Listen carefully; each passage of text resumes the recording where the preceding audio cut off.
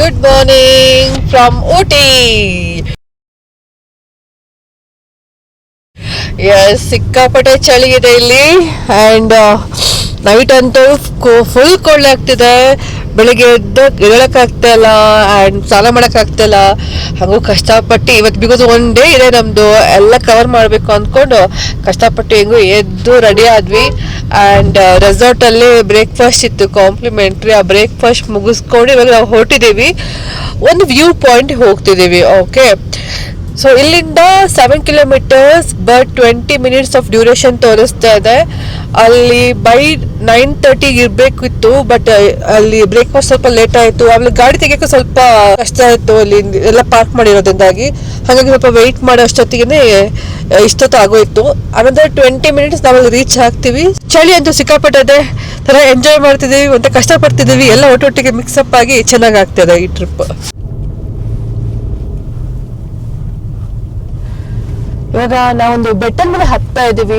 ಇಲ್ಲೂ ತುಂಬಾನೇ hair pins ಇದೆ ಅಂಡ್ ವ್ಯೂ ಅಂತೂ ತುಂಬಾನೇ ಚೆನ್ನಾಗಿದೆ. ನಾವು ಯಾವ ಪ್ಲೇಸ್ ಹೋಗ್ತಿದೀವಿ ಅಂದ್ಬಿಟ್ಟು ಅಲ್ಲಿ ಹೋಗಿ ನಿಮ್ಗೆ ಹೇಳ್ತೀವಿ.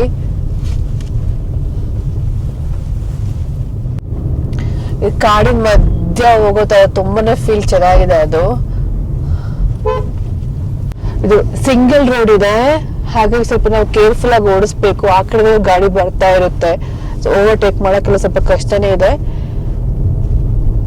ಬಸ್ಸಸ್ಸು ಇದೆ, ಇಲ್ಲಿ ಬಸ್ಸಸ್ಸು ಬರ್ತಾ ಇದೆ. ನಿಮ್ಗೆ ದೂರದಲ್ಲಿ ಬೆಟ್ಟ ಕಾಣಿಸ್ತಿರ್ಬೋದು ಅಂಡ್ ಮಿಡ್ಲ್ ಅದು ಆಕಾಶ ಕಾಣಿಸ್ತಿದೆ. ಅಂಡ್ ಸ್ವಲ್ಪ ಸಣ್ಣ ಬೆಳಕು ಕಾಣಿಸ್ತಿದೆ, ಸ್ವಲ್ಪ ಕ್ಯೂಟ್ ಅನ್ನಿಸ್ತಿದೆ ಅದು. ಸೊ ಇಲ್ಲಿಂದ ನಾವು ಒಂದು ರೈಟ್ ತಗೋಬೇಕು. ರೈಟ್ ತಗೊಂಡು ನಾವು ಹೋಗೋ ಪ್ಲೇಸಿಗೆ ಇಲ್ಲಿಂದ 2 ಕಿಲೋಮೀಟರ್ಸ್ ಇದೆ ನಾವು ರೀಚ್ ಆಗೋ ಪ್ಲೇಸಿಗೆ. 7 ಮಿನಿಟ್ಸ್ ತೋರಿಸ್ತಾ ಇದೆ, ಬಟ್ ಈ ವ್ಯೂ ನೋಡಿ ಸಖತ್ತಾಗಿದೆ. ಇದು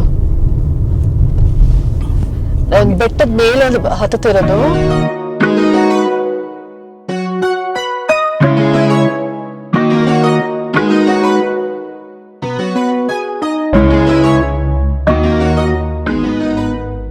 ಇಲ್ಲಿಂದ ಚೆಕ್ ಪಾಯಿಂಟ್ ಸಿಕ್ತು. ಅಲ್ಲಿಂದ ಇನ್ನ 1.25 ಕಿಲೋಮೀಟರ್ ಇದೆ, ಬಟ್ ರೋಡ್ ತುಂಬಾನೇ ನ್ಯಾರೋ ಇದೆ.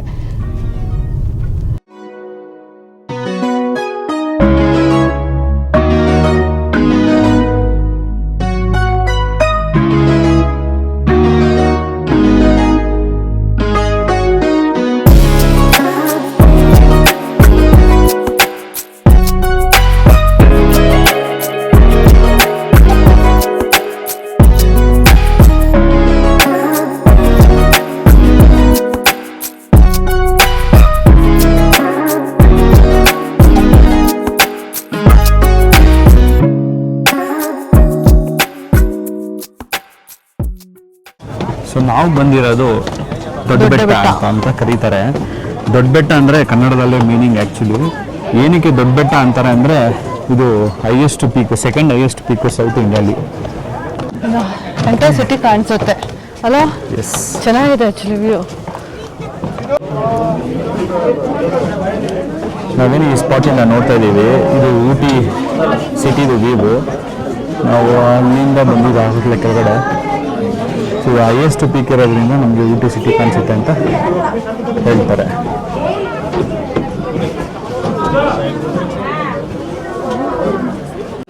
ಈ ದೊಡ್ಡ ಬೆಟ್ಟಲ್ಲಿ ಇನ್ನೊಂದೇನು ಅಡ್ವಾಂಟೇಜ್ ಅಂದರೆ ನಮಗೆ ವೆಸ್ಟರ್ನ್ ಘಾಟು ಮತ್ತು ಈಸ್ಟರ್ನ್ ಘಾಟ್ಸ್ ಎರಡೂ ಕಾಣಿಸುತ್ತೆ.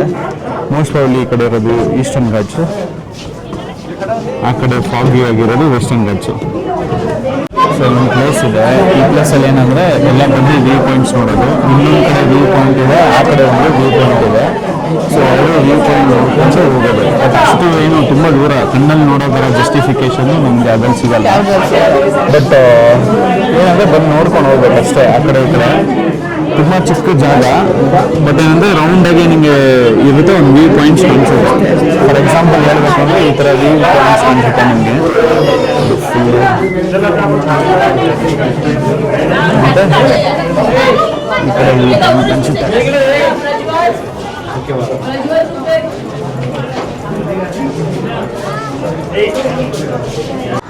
ನೋಡಿ, ಇದು ದೊಡ್ಡ ಬೆಟ್ಟದು ವ್ಯೂ ಪಾಯಿಂಟ್ಸ್ ಹೆಂಗೆ ಕಾಣಿಸುತ್ತೆ ಅಂತ ಮೇಲಿಂದ, ಅಂದರೆ ಏರಿಯಲ್ ವ್ಯೂ ಇದು. ಆಮೇಲೆ ಇಲ್ಲಿ ಕೆಳಗಡೆ ನಡ್ಕೊಂಡು ಹೋಗೋ ಥರ. ಸೊ ಏನಕ್ಕೆ ಇದು ದೊಡ್ಡ ಬೆಟ್ಟ ಅಂತ ಕರೀತಾರೆ ಅಂದರೆ ದೊಡ್ಡ ಬೆಟ್ಟ ಇಸ್ ಎ ಕನ್ನಡ ವರ್ಡು.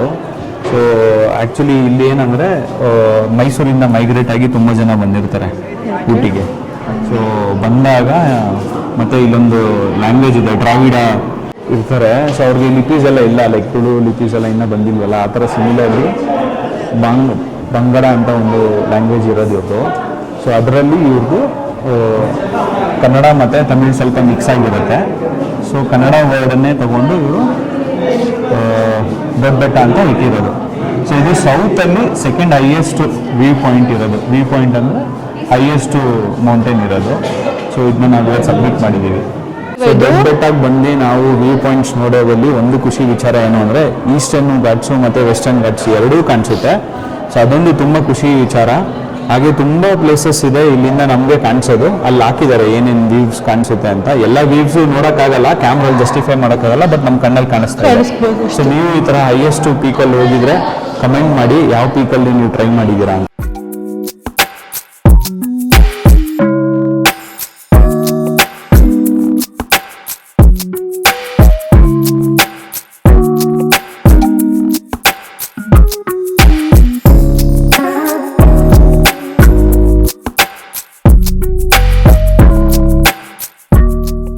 ಒಂದು ಪ್ಲೇಸ್ ಮಾಡಿದ್ದಾರೆ ಈ ಥರ, ಯಾವ ಥರ ಅಂದರೆ ಈ ಥರ ಜಾಲರಿ ಹಾಕಿ ಸ್ಟೆಪ್ಸ್ ಇಟ್ಟು ಬಂದು ನೋಡಿದ್ರೆ ವ್ಯೂ ಕಾಣಿಸುತ್ತೆ. ನಂಗೆ ಗೊತ್ತಿಲ್ಲ ನಿಮಗೆ ಕಾಣಿಸ್ತಾ ಇಲ್ವೋ, ತುಂಬ ದೂರದಲ್ಲಿ ಆ ಒಂದು ಬೆಟ್ಟಗಳಿದೆ. ಸ್ವಲ್ಪ ಮುಂದೆ ನೋಡಿದ್ರೆ ನಿಮಗೆ ಕ್ಲೌಡ್ಸ್ ಕಾಣಿಸ್ತಾ ಇದೆ. ಸೊ ಹಂಗಿದ್ರೆ ನಾವು ಪೀಕಲ್ಲಿದ್ದೀವಿ ಅಂತ ಅರ್ಥ. ಕ್ಲೌಡ್ಸಿಂದ ಇನ್ನೂ ಮೇಲಿದ್ದೀವಿ. ಎಲ್ಲ almost migrated people, like Mysuru, Coimbatore ಆ ಥರ ಮೈಗ್ರೇಟೆಡ್ ಪೀಪಲ್ಲು. ಆಮೇಲೆ ಇದು ಬಾರ್ಡರ್ ಶೇರ್ ಆಗುತ್ತೆ ನಿಮಗೆ ತಮಿಳ್ನಾಡು ಮತ್ತು ಕೇರಳ ಬಾರ್ಡ್ರಸ್ಸು. ಸೊ ಅದಕ್ಕೋಸ್ಕರ ಸ್ವಲ್ಪ ಕನ್ನಡ ಲ್ಯಾಂಗ್ವೇಜು ಟಚ್ ಇದೆ.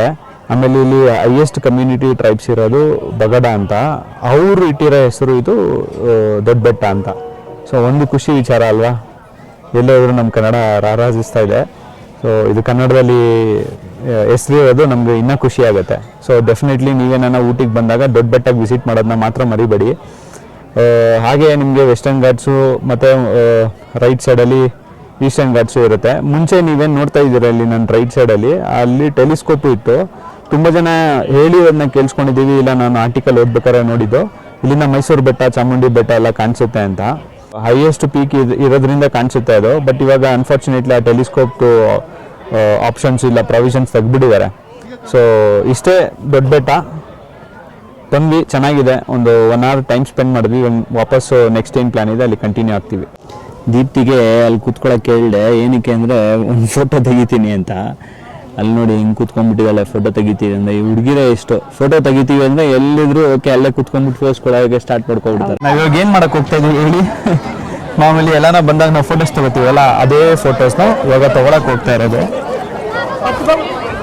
ಸೊ ಯಾವುದೋ ಒಳ್ಳೆ ವ್ಯೂ ಪಾಯಿಂಟ್ಸ್ ನೋಡಿಕೊಂಡು ಆ ಫೋಟೋಸ್ ತೊಗೊಂಡು ನಿಮಗೆ ತೋರಿಸ್ತೀವಿ. ನಾವು ದೊಡ್ಡ ಬೆಟ್ಟಕ್ಕೆ ಬಂದಾಗ ಇಲ್ಲಿ ಟಿಕೆಟ್ ತೊಗೊಬೇಕು, ಟಿಕೆಟ್ ಕೌಂಟರ್ ಇರುತ್ತೆ. ಆಮೇಲೆ ಅಲ್ಲಿಂದ ಅಲ್ಲಿ ಹೋಗಿ ಆ ವ್ಯೂ ನೋಡೋದು ಅಷ್ಟೇ, ಇನ್ನೇನು ಇರಲ್ಲ ಇಲ್ಲಿ ಜಾಸ್ತಿ. ಜಸ್ಟ್ ಹೋಗಿ ಒಂದು ವ್ಯೂ ನೋಡೋದು, ಆಮೇಲೆ ದೊಡ್ಡ ಬೆಟ್ಟದಲ್ಲಿ ಇದ್ದೀವಿ ಅಂತ ನೋಡೋದು ಅಷ್ಟೇ. ಇದು ದೊಡ್ಡ ಬೆಟ್ಟ. ಸೊ ನಾವು ಇನ್ನೂ ಬೇಜಾನ್ ಪ್ಲ್ಯಾನ್ಸ್ ಇದೆ, ನಾವು ಕಂಟಿನ್ಯೂ ಮಾಡಿಕೊಂಡು ಬೇರೆ ಪ್ಲೇಸ್ಗೆ ಹೋಗ್ತೀವಿ. ನಾವು ದೊಡ್ಡ ಬೆಟ್ಟ ಎಲ್ಲ ನೋಡಿಕೊಂಡು ವಾಪಸ್ ಹೋಗ್ತಾ ಇದ್ದೀವಿ. ವಾಪಸ್ ಹೋಗ್ತಾ ನಿಮ್ಗೆ ಏನಂದರೆ ತುಂಬ ತಿನ್ನೋ ಐಟಮು, ಆಮೇಲೆ ಇನ್ನೇನೋ ಇದು ಏನು ಹೇಳ್ತಾರೆ ಅದಕ್ಕೆ, ಜ್ಯುವೆಲರಿ, ಇದು ಏನೇನೋ ಇರುತ್ತೆ. ನಿಮ್ಗೇನೋ ಇಂಟ್ರೆಸ್ಟ್ ಇದ್ರೆ ಶಾಪಿಂಗ್ ಮಾಡ್ಕೋಬೋದು. ಮ್ಯಾಗ್ನೆಟ್, ಫ್ರಿಡ್ಜ್ ಮ್ಯಾಗ್ನೆಟ್ ಇದೆ. ನಾವು ಹೇಳ್ದಂಗೆ ಈಟೇಬಲ್ ಐಟಮ್ಸ್ ಎಲ್ಲ ಇದೆ. ದೀಪ್ತಿ ಒಂದು ಈಟೇಬಲ್ ಐಟಮ್ ತೊಗೊಂಡಿದ್ದಾಳೆ. ಏನು ತೊಗೊಂಡೆ? ಕಳ್ಳೆ ಬೀಜ. ಸೊ ಹೋಗೋಣ, ತುಂಬ ಲೇಟ್ ಆಗ್ತಾ ಇದೆ. ನಾವು ನೆಕ್ಸ್ಟು ಹೋಗಬೇಕು ಬೇರೆ ಪ್ಲೇಸ್ಗೆ. ಸೊ ಇವಾಗಿಂದ ಸೀದಾ ಅಲ್ಲಿಗೆ ಹೊರಡೋಣ.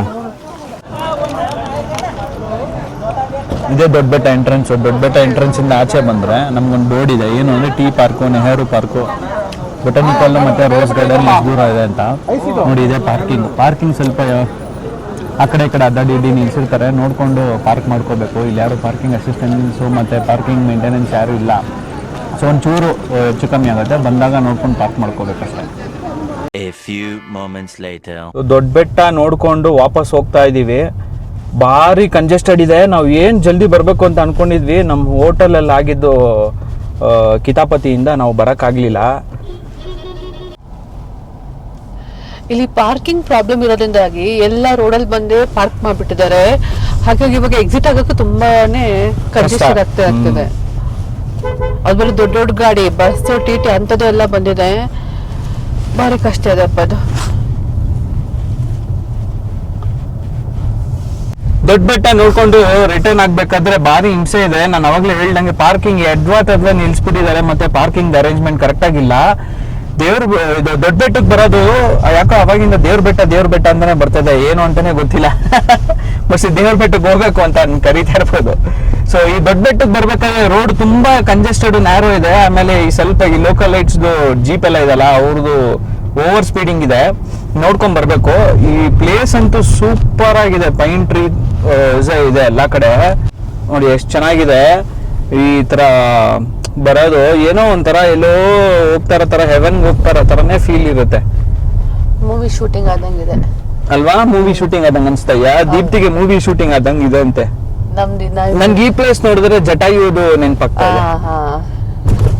ಜಟಾಯು ಈ ತರ ಪ್ಲೇಸ್ ಅಲ್ಲಿ ಇದ್ದಿದ್ರೆ ಇನ್ನ ಸಖದಾಗಿರೋದು. ಬರ್ತಾ ಎಂಟ್ರಿ ಕೊಟ್ವಿ, ಅಲ್ಲಿ ಟೋಕನ್ ಇಸ್ಕೊಂಡು ಆಮೇಲೆ ವಾಪಸ್ ಹಿಂಗ್ ಹೋಗ್ತಾ ಇದೀವಿ. ನೀವೇನ್ ನೋಡ್ತಾ ಇದೀರಾ ಎದುರುಗಡೆ, ಅದೆಲ್ಲ ಟೀ ಪ್ಲಾಂಟೇಶನ್. ಹೆಂಗಿದೆ ನೋಡಿ, ಎತ್ತರಕ್ಕೆ ಮತ್ತೆ ಸ್ಲೋಪ್ ಆಗಿದೆ. ಹೆಂಗ್ ಮಾಡಿದ್ದಾರೆ ಅಂತಾನೆ ಅರ್ಥ ಆಗಲ್ಲ, ಬಟ್ ತುಂಬಾ ಚೆನ್ನಾಗಿ ಮಾಡಿದ್ದಾರೆ. ಬಟ್ ಇದು ಕೆಲಸ ಮಾಡಕ್ ಎಷ್ಟು ಕಷ್ಟ ಅಲ್ಲ? ಹೌದು, ಕೆಲಸ ಮಾಡಕ್ ತುಂಬಾ ಕಷ್ಟ, ಬಟ್ ಅವರು ಪಳಗಿರ್ತಾರೆ, ಅದೇ ಕೆಲಸ ಅಲ್ವಾ, ಸೊ ಪಳಗಿರ್ತಾರೆ. ತುಂಬಾ ಚೆನ್ನಾಗಿದೆ. ಫಸ್ಟ್ ಟೈಮ್ ನಾನು ನೋಡಿದ್ದು ಟೀ ಎಸ್ಟೇಟ್. ಈ ಟಿವಿಲೆಲ್ಲ ನೋಡ್ತಾ ಇದ್ವಿ, ಹಿಂಗೆಲ್ಲ ಇರುತ್ತಾ ಅಂತ ಅನ್ಸ್ತಾ ಇತ್ತು, ಬಟ್ ತುಂಬಾ ಚೆನ್ನಾಗಿದೆ. ಇಲ್ಲಿ ಬೇರೆ ಏನಿದೆ, ಫೋಟೋ ಸೆಕ್ಷನ್ ಎಲ್ಲ ಇದೆ, ಫೋಟೋ ಇದೆಲ್ಲ ಇದೆ. ಹೋಗೋಣ ಅಲ್ಲ, ನಾವ್ ಅಲ್ಲಿಗೆ ಹೋಗ್ತಿದ್ದೀವಿ ತಾನೆ, ನೋಡೋಣ ಫಸ್ಟ್.